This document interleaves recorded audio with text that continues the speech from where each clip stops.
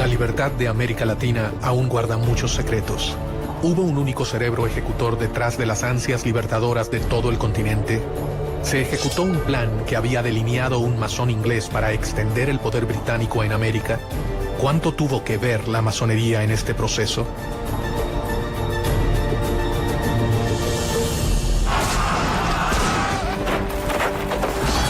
¿Cuál es la verdad sobre el rol de las sociedades secretas en la historia de la independencia de Latinoamérica? América no se hubiera independizado, sea la del norte, sea la central, sea la del sur, si la masonería no hubiera intervenido. Muchas veces se olvida el tema de que no se podría haber hecho todo lo que se hizo sin el financiamiento necesario. Y ese financiamiento se acordó dentro de las logias.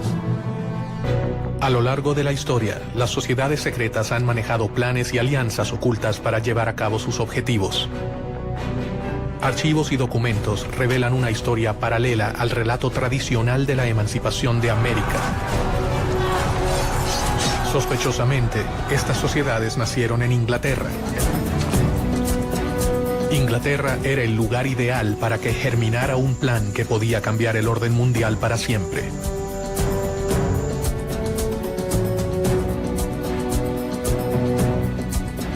En este contexto, un venezolano conspiró contra el orden establecido. Francisco de Miranda. Él fue responsable de formar a los máximos líderes del continente, entre ellos a Simón Bolívar, José de San Martín y Bernardo de O'Higgins. Francisco de Miranda sabía que no se había embarcado en un plan sencillo, pero confió en el apoyo de sus hermanos masones. Él no fue el primero ni el único, pero sí un eslabón fundamental en una larga cadena de secretos y conspiraciones. Hacia fines del 1500, las sociedades masónicas eran una verdadera amenaza para los detentores del poder conservador. La Iglesia, el ejército y las monarquías perseguían sin tregua. Ellos representaban una gran preocupación para su poder. Clandestinamente, sin revelar sus verdaderas intenciones, los masones comenzaron a escalar posiciones en las estructuras tradicionales de poder.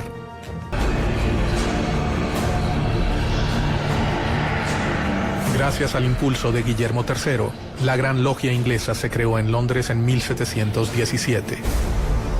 Ella sería fundamental para el resto de las sociedades. Se fundan logias en países como Irlanda, Escocia, Francia y Alemania. En 1726, la Gran Logia Inglesa abrió una sucursal en Gibraltar y en 1728 en Madrid y en Portugal, y al año siguiente en París. La masonería es una de las redes de sociedades secretas más importantes de la historia. Su organización cambió el rumbo de las relaciones entre América y Europa. Los grandes líderes de la independencia americana eran masones. Miranda, San Martín, Bolívar y O'Higgins fueron grandes maestros. Bajo un gran secreto, el conde comenzó una lucha contra los poderes tradicionales. En medio de aquellos cambios, comenzó a firmar resoluciones que atacaban directamente a su enemigo más poderoso, la Iglesia.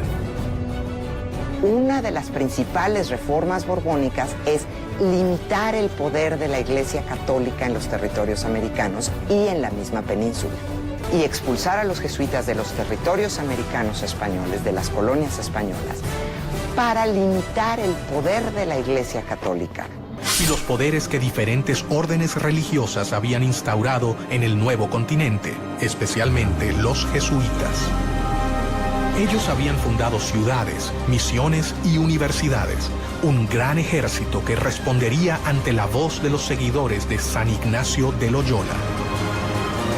Los jesuitas, la orden, la Compañía de Jesús, es una orden religiosa con una especie de estructura jerárquica militar. La expulsión de los jesuitas fue una de las obras masónicas más decisivas y mejor orquestadas de la historia. Un hecho que terminaría colaborando directamente con la independencia de las colonias americanas. El conde de Aranda, gestor de esta acción, asestaba así un certero golpe al corazón de la Iglesia. El plan que comenzaba a delinearse acabaría con el poderío del reino español.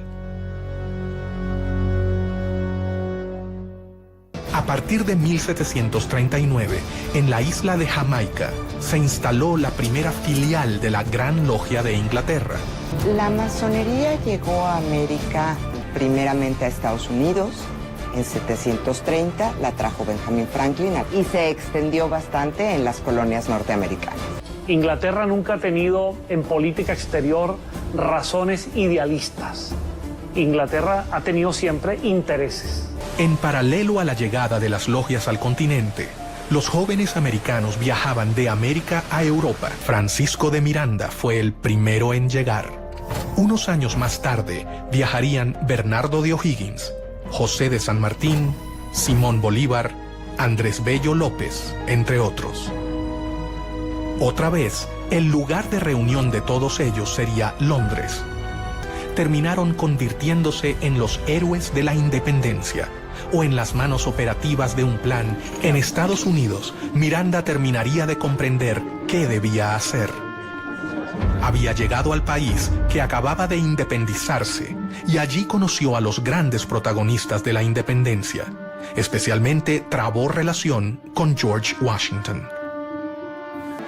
En 1792 se encontraba en París, donde estaba en pleno desarrollo la Revolución Francesa. Por segunda vez en su vida, se encontraba en contacto con ideales revolucionarios llevados a cabo por logias masónicas. Para entender lo que pasaba en América había que entender lo que pasaba en Europa. Su actuación dentro de las logias, su decisión de crearlas, ¿se debía a un plan superior digitado por la Gran Logia inglesa? ¿A quién respondía Miranda?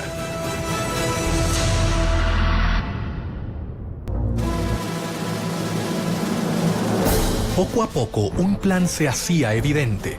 Los intentos de Inglaterra por invadir las colonias americanas fallaban. Solo quedaba la oportunidad de la conspiración a través de las logias conformadas por los mismos americanos. Mientras que las logias se afianzaban en América, sus líderes debían tomar las precauciones necesarias para proteger a sus miembros. La clave de la supervivencia se encontraba en sus intrincadas estructuras, su complejo modo de ingreso y su compromiso de silencio. Ninguno tenía todo el plan, de manera tal que si alguno de los hermanos hubiera caído en manos del enemigo y bajo tortura se hubiera visto obligado a revelar algún secreto, el secreto que revelaba era apenas un trocito de la totalidad. La iniciación es una serie de situaciones que va a atravesar el candidato, entonces siempre está acompañado por un hermano que en masonería llamamos el hermano experto. No hace el trabajo por el candidato lo tendrá que hacer, pero va a estar bien acompañado, está desde el principio entre amigos, está bien cuidado. Uno de los primeros en unirse a la logia fue Bernardo de O'Higgins.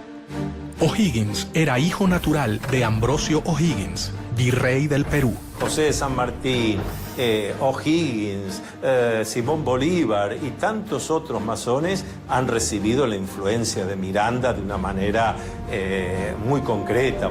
En 1806, Bolívar recibió el grado tercero, o maestro, en la logia London número 5 de Inglaterra.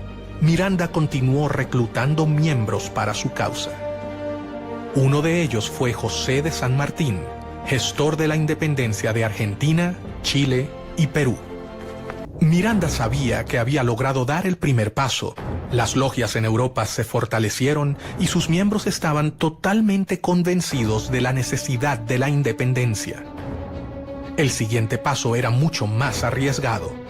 Se debían fundar filiales en el continente americano. Se establece una gran logia principal que se considera la logia madre y después se van estableciendo logias y grandes logias por todos los territorios sudamericanos. Los viajes de formación de los jóvenes latinoamericanos en Europa tocaban su fin. Una compleja red de sociedades se había formado a lo largo de todo el continente. La independencia latinoamericana estaba en camino.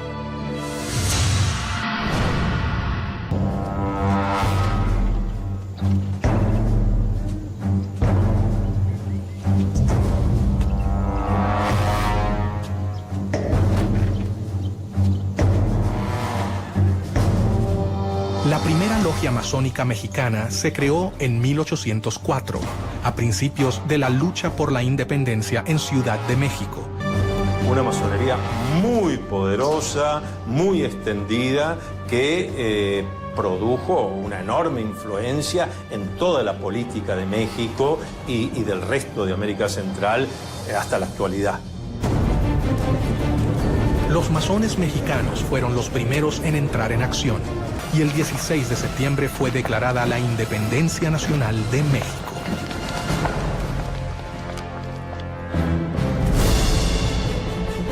Bolívar y Miranda se reunieron en Londres, dispuestos a no posponer más sus planes independentistas. El plan había sido preparado paciente y ordenadamente. Los masones no podían contar con un mejor contexto para ejecutar sus planes de independencia.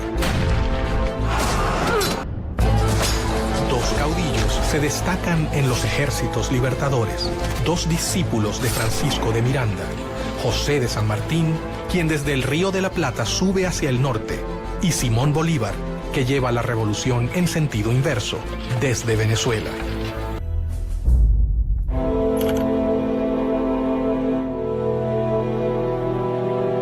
Mientras sus hombres cumplían un sueño de más de 100 años de espera, Miranda fue trasladado a España y murió en una cárcel antes de que la emancipación finalizase. El venezolano murió solo.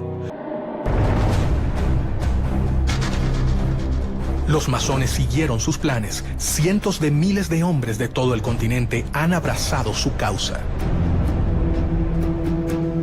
Bolívar finalizaría la gesta independentista. San Martín se retiraría a Europa. El hecho es que los historiadores, algunos historiadores, han registrado que el propio saludo que se dan San Martín y Bolívar al conocerse en Guayaquil es un saludo típicamente masónico.